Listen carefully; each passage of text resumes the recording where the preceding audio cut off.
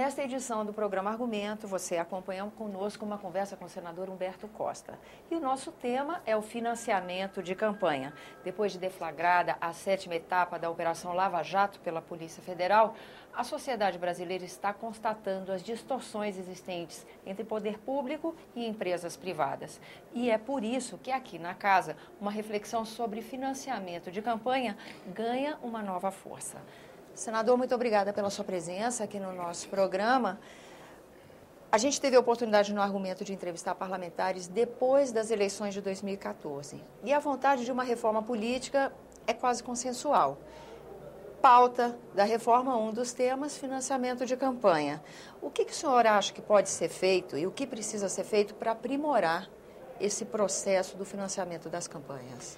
Bem, eu acho que essa é a principal questão que deve permear o debate sobre a reforma política. Primeiro, porque é no tema financiamento que nós garantimos ou não a igualdade nas disputas eleitorais que se façam, ou seja, o próprio aprimoramento da democracia.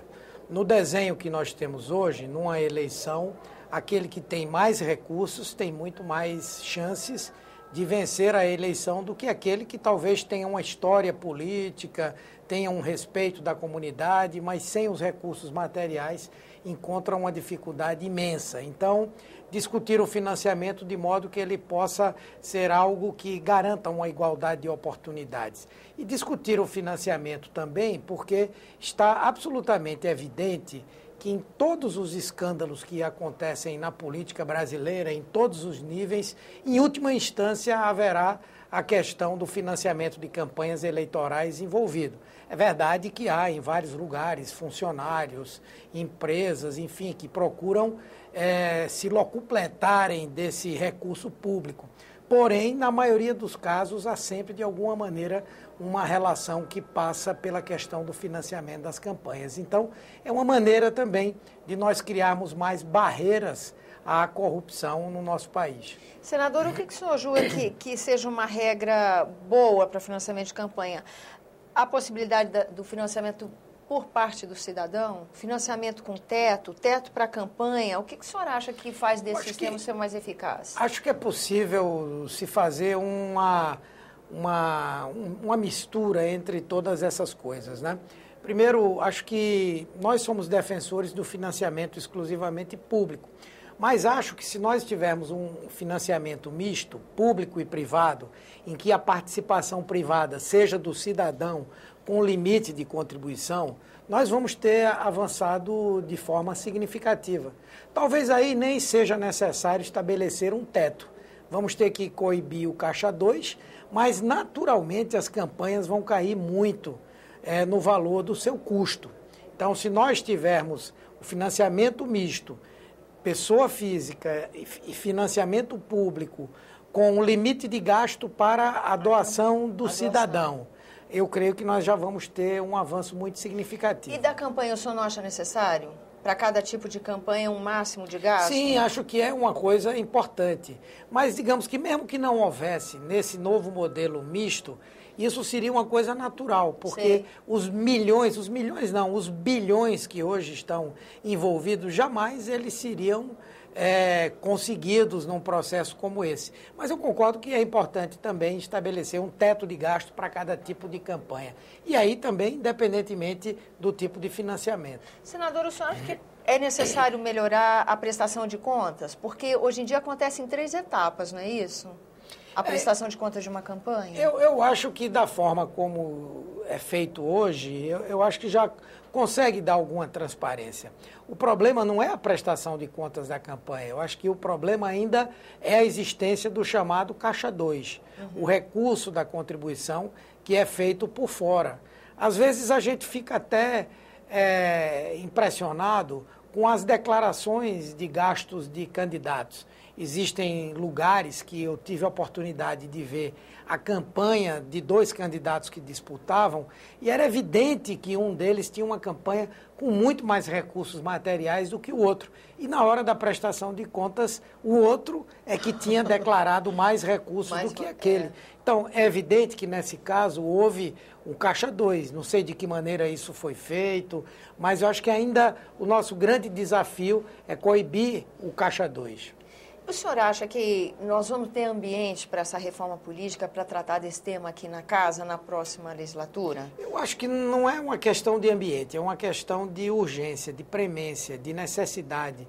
Eu acho que o Brasil não suporta outra campanha eleitoral com os modelos de financiamentos que nós temos, com o financiamento que nós temos hoje no nosso país.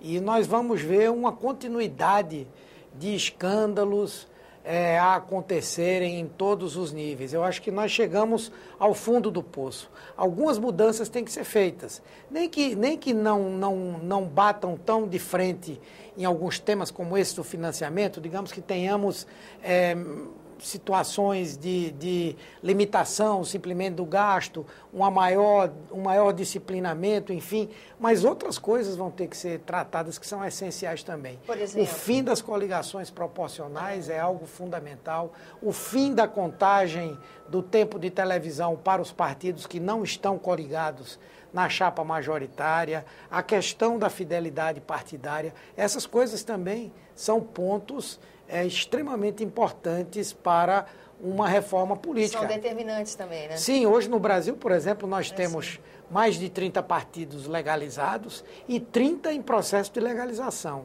Quer dizer, como se pudessem existir para o Brasil 60 projetos diferentes, 60 ideologias diferenciadas. Com certeza. E o que é que acontece? Isso torna o ato de governar algo muito difícil. Porque pela legislação que nós temos no Brasil, o que acontece é que um presidente da República se elege muitas vezes com 50%, 55%, 60% dos votos e o seu partido, nas eleições para o Congresso, não chega a ter 20%. Isso obriga a esse modelo do presidencialismo de coalizão, que termina fazendo com que o governante seja refém de uma base que deseja espaços, que deseja ministérios, enfim. Isso é uma cultura política. Não é o desejo do presidente da República de que partido ele seja, mas, na verdade, uma realidade que termina se impondo por causa desse desenho que nós temos na nossa legislação eleitoral. Ou seja, financiamento de campanha gera distorção na chegada até essa casa. Mas essa parte dos partidos, esse outro aspecto que o senhor aborda é a questão da convivência na gestão mesmo. É o tema da diária, governabilidade. a governabilidade. E aí também o senhor acha que fatalmente nós vamos ter mudança, perspectiva de mudança nesse sentido? Sim, se nós adotarmos o fim da coligação proporcional e também a não contabilização do tempo dos partidos que não estão coligados na chapa majoritária, esses partidos vão perder muito a sua força. Não é? Eles vão ter dificuldades de atender a uma votação mínima. Eu também sou defensor de uma cláusula de barreira, não para que se impeça os partidos ideológicos de se estruturarem, disputarem, enfim, mas algo que impeça o grande mercado persa que há hoje de venda de tempo de rádio e de televisão por algumas legendas que são tipicamente de aluguel. E por parte do cidadão despersonaliza um pouco a política, né? A gente Exatamente. começa a votar mais em projetos. Nós temos que votar, nós temos que procurar como objetivo que a população brasileira vote em propostas, em ideologias, em partidos. Isso nós podemos obter se de alguma maneira existe um voto proporcional partidário. Ou seja, a ideia também defendida pelo movimento que quer o fim da corrupção na política, quando ele fala na votação em dois momentos.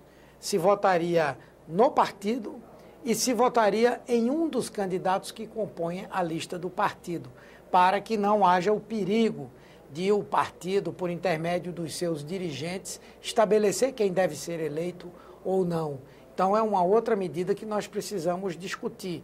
E hoje eu sou defensor dessa ideia de que o melhor caminho é esse, o voto partidário e o voto no candidato do partido que está naquela lista. Aquela proposta. Então você poderia mudar a lista que o partido apresenta. Propõe. Exatamente. Senador, muito obrigada pela sua presença aqui agradeço. no nosso programa, e a você que nos acompanha, obrigada pela atenção.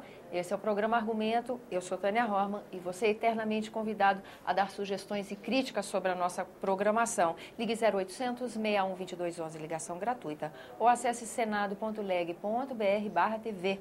Até a próxima.